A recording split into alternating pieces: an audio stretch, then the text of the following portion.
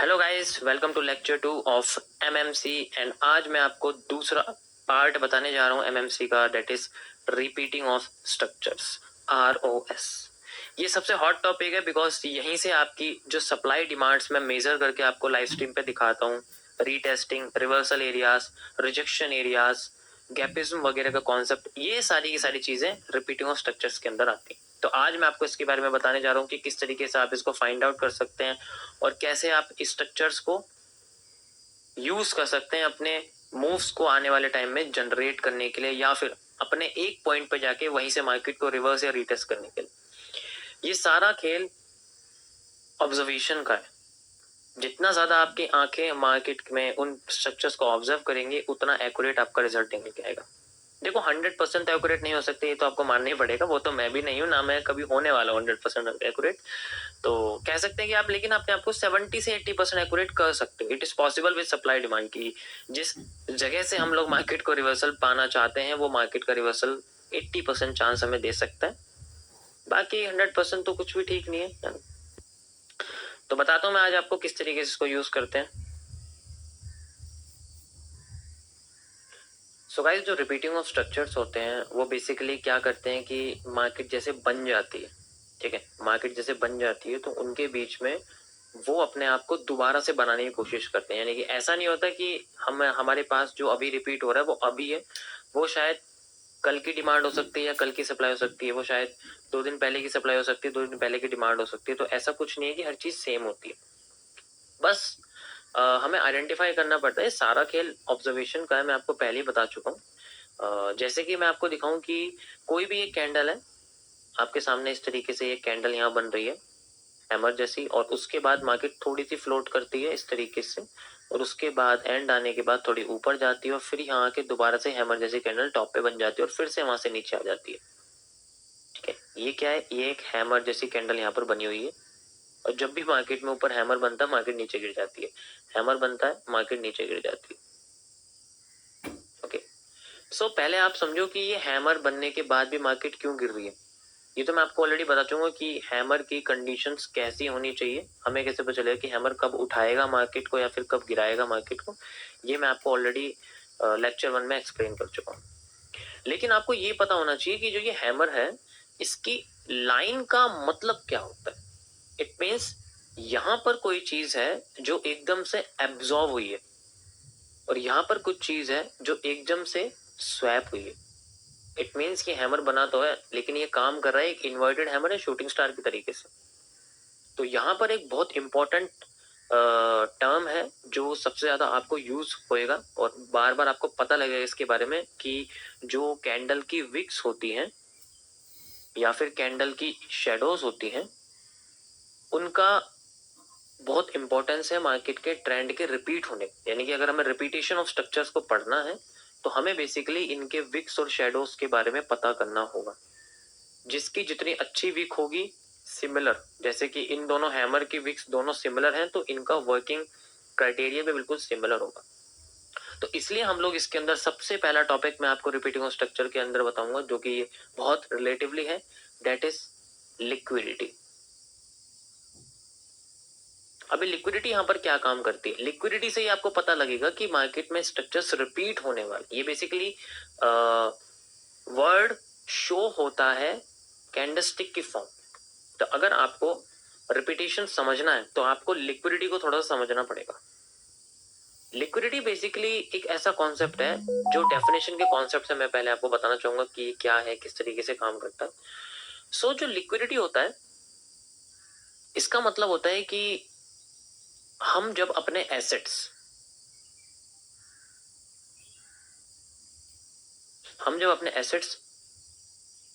Current price पर बिना price के फ्लक्चुएट, यानी कि बिना विदाउट प्राइस फ्लक्चुएशन,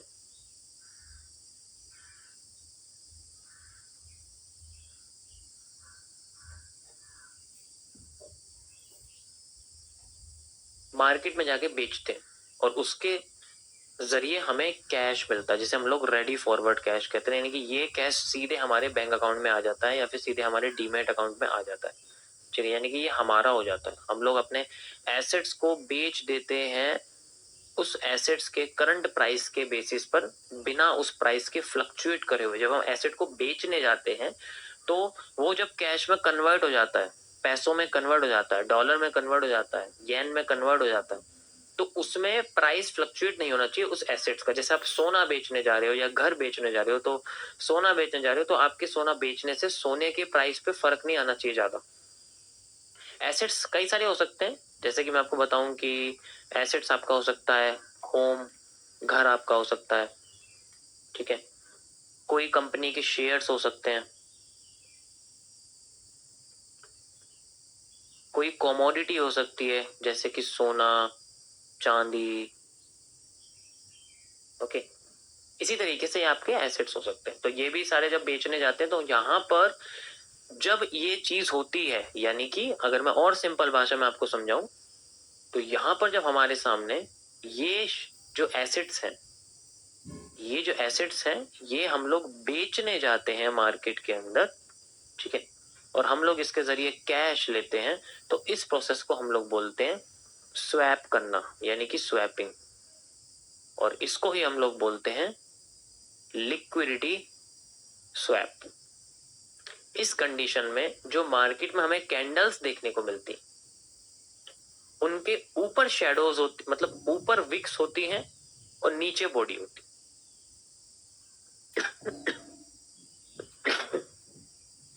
सो इसमें जो आपको स्ट्रक्चर देखने को मिलेंगे वो स्ट्रक्चर कैंडल के कुछ ऐसे देखने को मिलेंगे, जस्ट लाइक इन्वर्टेड हैमर, या फिर आप कह सकते हो शूटिंग स्टार, मतलब वो पैटर्न्स जहां मार्केट में ऊपर की साइड जो लाइन है वो बहुत लंबी होती, तो इसी जगह आपको लिक्विडिटी स्वैप देखने को मिलेगा। अगर ये पैटर्न्स मार्केट के टॉप पर बन रहे हैं और फिर बाद में मार्केट घूम के नीचे आती है, फिर दोबारा ऊपर चली जाती है, वहां पर ये दोबारा बनते हैं, तो इस कंडीशन में लिक्विडिटी स्वैप दोबारा होती है। लेकिन इस प्रोसेस में याद रहे कि उस एसेट का प्राइस, चाहे वो हाउसिंग मार्केट हो, चाहे वो शेयर मार्केट हो, चाहे वो कमोडिटी मार्केट हो, किसी का भी प्राइस चेंज नहीं होना चाहिए। जैसे कि कोई फॉरेक्स मार्केट है, अगर मैं आपके पास कोई फॉरेन करेंसी है, फॉरेक्स मार्केट की अगर मैं बात करूं, कोई भी फॉरेन करेंसी भी है, ये भी एक एसेट है, जैसे अपने डॉलर रखे हुए हैं तो आप डॉलर जाके आईएनआर में कन्वर्ट करने जा रहे हो तो आप फॉरेक्स मार्केट में जा रहे हो। तो जब आप ऐसा कर रहे हो तो उससे उस मार्केट के उस एसेट के प्राइस पे फर्क नहीं आना चाहिए, यानी यूएसडी आईएनआर की मार्केट जो है उसका प्राइस हिलना नहीं चाहिए। इसी तरीके से जब हम लोग अपने कैश से, यानी कि जब हमने कैश से एसेट्स को खरीदते हैं, कोई भी हो सकता है, मैंने आपको यहाँ बताए रखा है, कोई भी एसेट्स को हम लोग खरीदते हैं, तो इस कंडीशन में हम लोग अपने को स्वीपिंग करना बोलते हैं, यानी कि लिक्विडिटी स्वीप, इस चीज को हम लोग बोलते हैं। इस कंडीशन में चार्ट पे ये कैसे शो होगी, यहाँ उल्टा हो जाएगा, यहाँ पर जो स्ट्रक्चर्स हैं वो आपके इस तरीके से नजर आएंगे, लाइक दिस या लाइक दिस। तो यहाँ पर एक हैमर और एक हैंगिंग मैन, ये दोनों ही पैटर्न लिक्विडिटी स्वीप के लिए माने जाते हैं। It means they help to make the market in the upside, और inverted hammer, shooting star, they help to make the market into downside. ये इनका एक कह सकते हो कि प्रोग्रेसिव है, कि अगर ये बनते हैं तो मैक्सिमम टाइम इनका ये मूव आना चाहिए। कैश का मतलब है कि हम लोग अपना पैसा यूज कर रहे हैं। यहाँ पर अगर मैं दिखाऊं तो यहाँ अपना पैसा इस तरीके से शो होता है, एक मारोबोजो कैंडल, एक मारोबोजो कैंडल आपके बैंक अकाउंट के बराबर होती है कि आपके बैंक में कितना पैसा, वो आपका मारोबोजो कैंडल दिखाए। इसी तरीके से जो एसेट्स हैं, ये वो अकाउंट है जो आपका डीमेट के अंदर है, मतलब जो आपका ट्रेडिंग अकाउंट होता है, वो एक मारोबोजो के तरीके से आप मान सकते हो कि मारोबोजो अब आपका एक ट्रेडिंग अकाउंट है, ठीक है।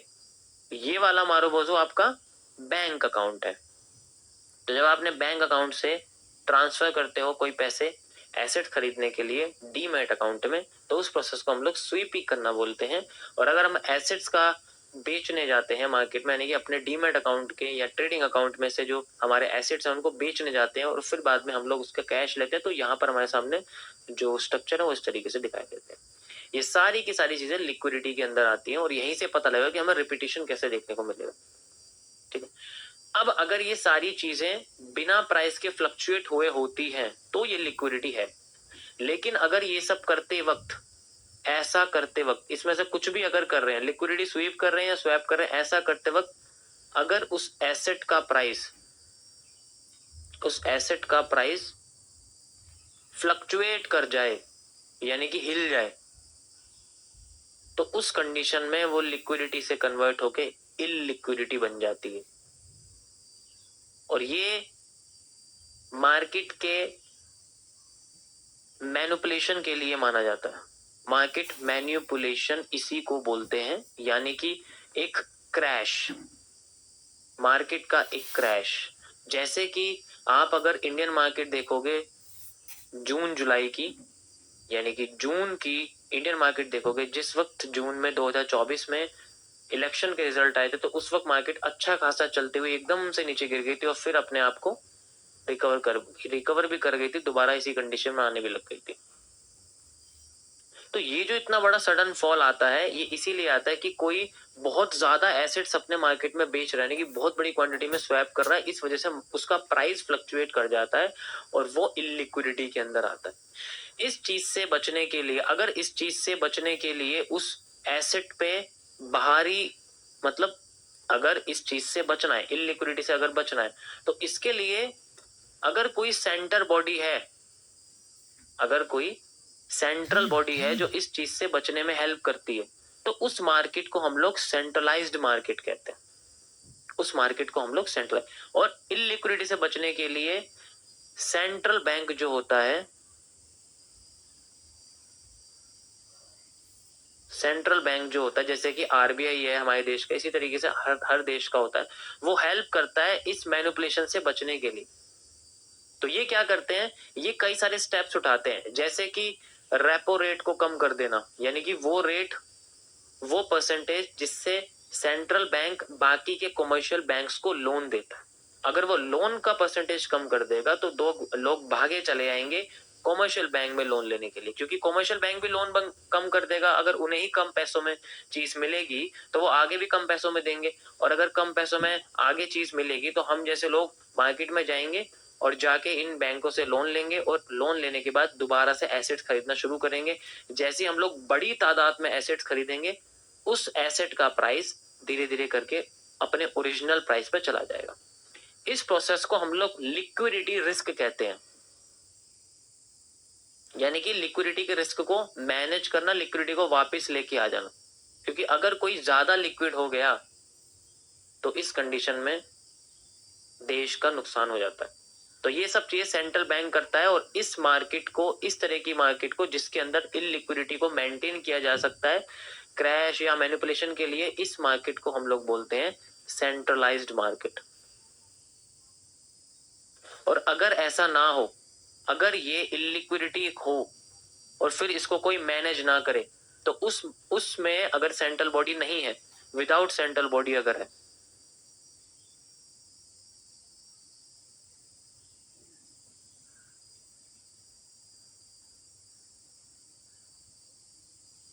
तो उस मार्केट को हम लोग बोलते हैं डिसेंट्रलाइज्ड मार्केट, यानी कि जिसको कोई भी हेल्प नहीं करेगा अगर वो बुरी तरीके से गिर जाए या बुरी तरीके से उठ जाए, तो उसे हम डिसेंट्रलाइज मार्केट कहते हैं। और सेंट्रलाइज मार्केट में किसी एसेट का नुकसान और भरपाई बहुत जल्दी हो जाती है।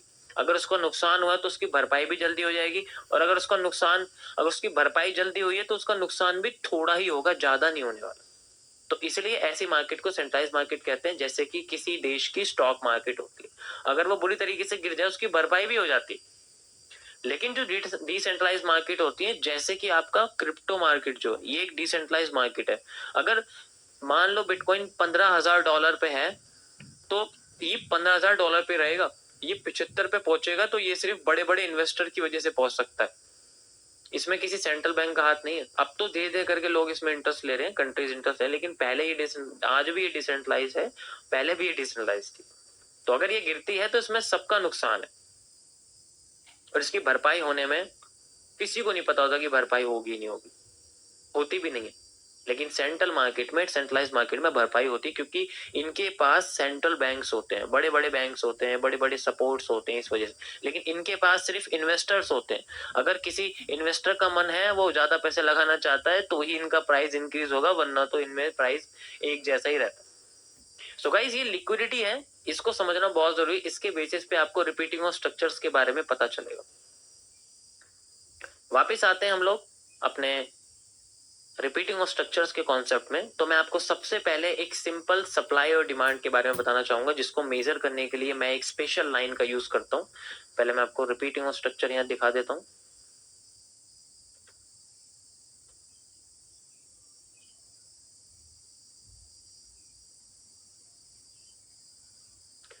सो ये सेकंड कॉन्सेप्ट है, ठीक है। रिपीटिंग ऑफ स्ट्रक्चर का सेकंड कॉन्सेप्ट है, पहला मैंने आपको बता दिया है, ये सेकंड कॉन्सेप्ट है। एमएमसी का पहला कॉन्सेप्ट है एंड आरओएस का सेकंड कॉन्सेप्ट है, and this is called a the line which measures supply and demand, which is known as the QFL. QFL stands for, ये मेरी अपनी बनाई हुई है, इसको मैं बोलता हूं क्वांटिटी फॉलोइंग लाइन। जो भी टर्म्स यहां मैं यूज कर रहा हूं गाइस, वो सिर्फ और सिर्फ मेरे अपने बनाए हुए हैं, वो किसी का भी लिया हुआ नहीं है। तो जितने भी आप चीजें पढ़ने वाले एमएमसी में, वो सारी मेरी अपनी बनाई हुई है। जो किसी और की बनाई हुई है उसको मैंने डेवलप करा हुआ है, जैसे कि मैं आपको आगे एसएमसी भी बताऊंगा, वो मैंने डेवलप करी हुई है कि उनको कैंडल्स के साथ मिक्सअप करके हम लोग कैसे समझेंगे। सो ये लाइन मेजर करती है सप्लाई और डिमांड को। आप जितने भी मुझे लाइफ टाइम पर लाइंस देखते हो रिवर्सल एरिया, रिटेस्टिंग एरिया के लिए, जो वो लाइन होती है वो बेसिकली इसके ऊपर ये मेजर करती है सप्लाई, यानी कि रेड एरिया, रेड कैंडल्स जिसे आप बोलते हो, या फिर डिमांड ग्रीन एरिया, जिसे आप ग्रीन कैंडल बोलते हो, ग्रीन कैंडल्स, ग्रीन एरियाज। तो ये दोनों को मेजर करने के लिए की जाती है। क्यूएफएल का यूज बेसिकली दो तरीके से होता है। देखो, अगर मार्केट में एक तरह से डाउन ट्रेंड है, ठीक है, तो यहाँ पर आपको हमेशा रेड कैंडल नहीं मिलने वाली। यहाँ पर आपको जस्ट लाइक मैं कह सकता हूँ कि लगातार कैंडल्स बन रही हैं, ओके। और अगर यहाँ पर एकदम से दो ग्रीन कैंडल आ जाती हैं, जस्ट लाइक ऐसे करके, और फिर बाद में ऐसे करके, और फिर बाद में ये ट्रेंड कंटिन्यू होता है हमारे सामने, ऐसे करके, ऐसे करके, और कंटिन्यू हो के ये यहाँ पर आ चुकी है, और फिर यहाँ से उठने की कोशिश कर रही है, एंड मूविंग मार्केट यहाँ पर यहाँ दोबारा आ जाती है इस लेवल पे, मान लीजिए। तो यहाँ पर कंफ्यूजन ये रहेगी कि हम लोग, अभी मैंने बोला कि आपको सिर्फ रेड कैंडल के लिए लाइन अलग लेनी है, ग्रीन कैंडल की लाइन अलग लेनी है, तो अब यहाँ पर कंफ्यूजन क्रिएट हो गया। तो आपकी जो यहाँ पर सप्लाई है, जस्ट लाइक रेड कैंडल से लेके और रेड कैंडल तक की, ये अलग होती है, और यहां से लेके सप्लाई अलग होती है। तो आपको इसको दोनों को अलग रखना है, और इसमें से बीच का हिस्सा काट देना है। जैसे आप इसका बीच का हिस्सा काटोगे तो यहाँ ग्रीन जो ये डिमांड है यहाँ पर, ये हट जाएगी, और फिर दोनों को ऐड करके आपको अगली सप्लाई, यानी कि यहाँ से जब मार्केट गिरना शुरू होगी, यहाँ नहीं होगा, ये तो डिमांड क्रिएट होगी ना, यहाँ तो भाई ग्रीन कैंडल का एरिया है, ये तो ग्रीन कैंडल का एरिया ना, यहाँ तो ग्रीन कैंडल का एरिया है ना आपका, ये सारा एक डिमांड एरिया है। तो यहाँ सप्लाई की कोई जरूरत नहीं है, ये कॉरस्पॉन्डिंग में काम करते हैं। तो जब ये मार्केट नीचे गिरना शुरू करेगी यहाँ से ऐसे करके, तब हमें ये दोनों ही डिमांड यूज करनी पड़ेगी, मतलब ये दोनों सप्लाई यूज करनी पड़ेगी। ये हमारे लिए सप्लाईज हैं, ये दोनों हमें सप्लाई यहाँ यूज करनी पड़ेगी। तो इसे हम बोलते हैं subtraction of demand from supply move. तो यहाँ पर आपको बेसिकली जो आपको ये लाइन यूज करनी है, जस्ट लाइक यहाँ से लेके यहाँ तक की ये अलग होती है, यहाँ से लेके यहाँ तक की अलग होती है। इन दोनों को आपको ऐड करना है, और फिर उसमें से माइनस कर देनी है डिमांड। ये सब आपको अपने माइंड में करना है। मैं ये खुल के लाइव स्ट्रीम पे नहीं बताता हूँ, क्योंकि समझ में नहीं आएगा हर किसी को। यहाँ मैं इसलिए बता रहा हूँ क्योंकि आपके पास बहुत टाइम है, तो ये चीजें आपको बार बार करनी पड़ेगी, बार बार। एक टाइम में आपको पता लग जाएगा कि मेरा एक्यूरेट मूव कैसे आएगा। एक्यूरेट, ये एक्यूरेसी के लिए है, वरना तो आप पूरा मेजर कर लो, कोई दिक्कत नहीं। एक रीजन में मार्केट जरूर फ्लक्चुएट करेगी, जरूर आपके रिवर्स करने की कोशिश करेगी, लेकिन वो एरिया एग्जैक्ट नहीं होगा ना। आपको एग्जैक्ट मूव चाहिए तो एग्जैक्ट मूव इस तरीके से निकलेगा। तो ये जो लाइन हम लोग मेजर करते हैं, बेसिकली ये जो लाइन होती है, जो मैं आपको लाइन बता रहा हूँ, ये ही लाइन क्यूएफएल होती है। और इसके बाद हम लोग यूज करते हैं रिवर्सल एरिया, और फिर बाद में रिवर्सल एरिया। सो एमएमसी में एक पॉपुलर स्ट्रक्चर है जो मार्केट में क्रिएट होता है। जस्ट लाइक अगर मार्केट इस तरीके से मूव कर रही है, मैं आपको दिखाता हूँ। पहले आप ध्यान से समझिए कि मार्केट ऊपर जाती है, नीचे आती है, और फिर बाद में यहाँ आती है, फिर ऊपर जाती है, और फिर यहाँ से स्ट्रक्चर क्रिएट करते हैं। तो एमएमसी का यूज होता है, पहले ऐसी मार्केट का स्ट्रक्चर बनना चाहिए। बनने के बाद अब देखो, आपको मैं समझाता हूँ कि इस जगह पे आप अगर फोकस करोगे तो यहां से लेके यहां तक मार्केट गिरी थी, ओके, और फिर यहां से लेके यहां तक मार्केट उठी थी, वी हैव। तो जो गिरने वाला मूव है वो सप्लाई है, तो यहां पर हम लोग क्यूएफएल यूज करेंगे। जस्ट लाइक यहां से लेके यहां तक का जो हिस्सा है ये हमारे लिए एक सप्लाई जोन है, तो ये हमारे पास एक क्यूएफएल हो गई, हमने इसको यूज करा और मैं उठा के यहाँ लिया है। मैंने यही हिस्सा यहां से लगाना शुरू कर, अब यहां से कैसे लगाएंगे, नाउ लिक्विडिटी कम्स, इस जगह लिक्विडिटी आती है। ऊपर टॉप पर एक कैंडल आपको नजर आएगी जिसकी विक लंबी होगी, जिसकी विक लंबी होगी, और वो विक आपकी हेल्प करेगी मार्केट में आपको समझने के लिए कि यहां पर मार्केट में लिक्विडिटी स्वीप हुई है। तो जितने अमाउंट में यहां लिक्विडिटी स्वीप होगी, द अमाउंट यानी कि जितने अमाउंट में आपको यहां पर लिक्विडिटी स्वीप देखने को मिलेगी इस जगह पर, उतने अमाउंट में आपको अगर इस मूव पर लिक्विडिटी स्वीप देखने को मिलती है, जस्ट लाइक दिस।